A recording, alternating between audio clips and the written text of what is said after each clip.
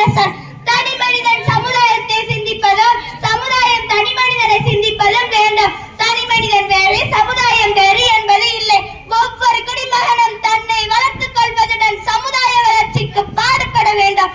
மக்களால் மக்களுக்காக மக்களே ஆள்வது என்பதுதான் குடியரசின் தத்துவம். இமயத்தின் வட எல்லை, குமரியின் தென்னெல்லை, வீட்டுக்கு ஒரு பிள்ளை, அடிமைகள் இனி இல்லை. எங்கள் நாடு பொன்னாடு, என்னாலும் எம்மோடு. கொள்ளை செய்வோரை பழி செய்வோம் கூண்டோடு. பகைவரை விடமாட்டோம், வலைதனில் விழமாட்டோம், உரிமையை தரமாட்டோம், விடுதலை விதை போட்டோம் என்னும் கண்ணதாசன் வரிகளில் இந்நாளில் நினைவு கூறுவோம். வெற்றியோ தோல்வியோ எதுவரையினும் கடமை செய்வோம்.